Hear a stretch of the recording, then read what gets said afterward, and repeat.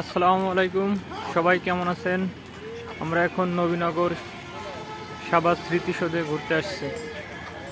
দেখেন নবীনগর সাবাস স্মৃতিসৌধে কিভাবে লোকজন আসে এবং কিভাবে কোথায় যাইতে হবে, লোকেশানগুলো একটু দেখেন। কত সুন্দর লোকেশান, অসাধারণ।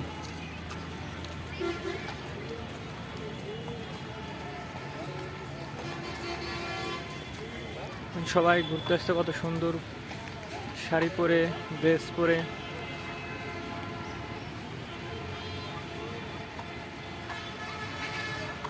আমি আজকে ঘুরে ঘুরে দেখাবো আপনাদের কিভাবে সাভার স্মৃতিসৌধে আসবেন এবং কোথায় কি আছে, কোন গেট দিয়ে ঢুকবেন, কোন গেট দিয়ে বেরোবেন, এ বিষয়ে আমি কিছু আপনাদের বলবো।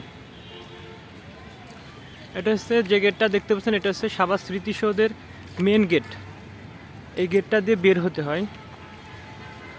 আর সাভার স্মৃতিসৌধ সকাল 9টার থেকে বিকাল 5টা পর্যন্ত খোলা থাকে। আপনাকে অবশ্যই বিকাল 5টার আগে ঢুকতে হবে, তা না হলে আপনি ঢুকতে পারবেন না।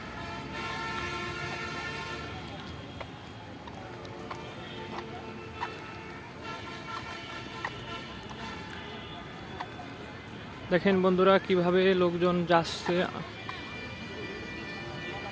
ওই যে মেন সাভার স্মৃতিসৌধের মেন স্তম্ভটা,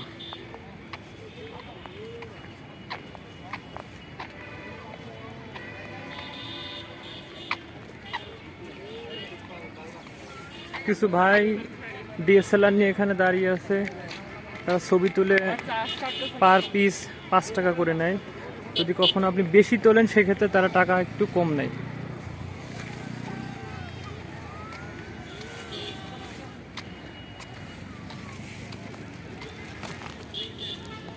আমার সামনে দিয়ে একটা সেনাবাহিনীর ভাই আসতেছে।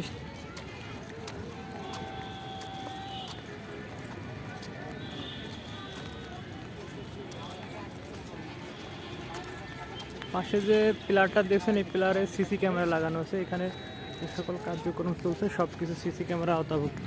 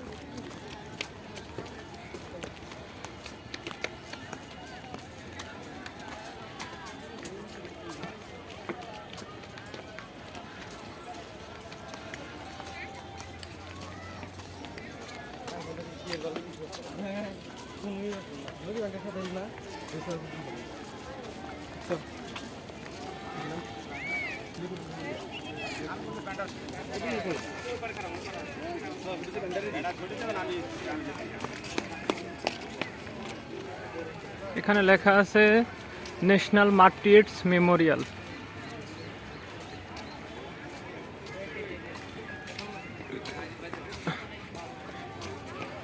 এটা সাভার স্মৃতিসৌধের লেক। এই লেকের ভিতরে আপনি দেখছেন বেশ কিছু হাঁস এবং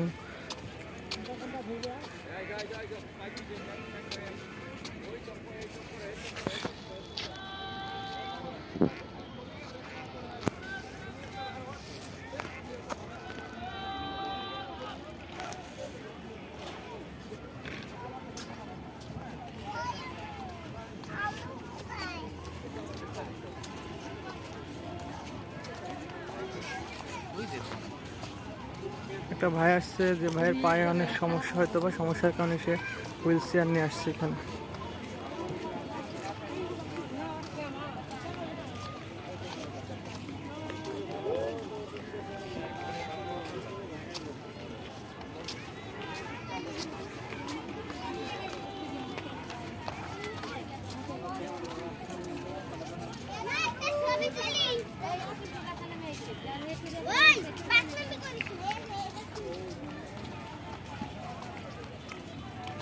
এখানে সাভার স্মৃতিসৌধের যে মেন স্তম্ভের সামনের যে ফোকাসটা দেখেন কিভাবে লোকজন সুন্দরভাবে বসে আছে এবং তার পাশে রয়েছে উন্মুক্ত মঞ্চ। আপনাদেরকে এখন দেখাবো কিভাবে উন্মুক্ত মঞ্চটা।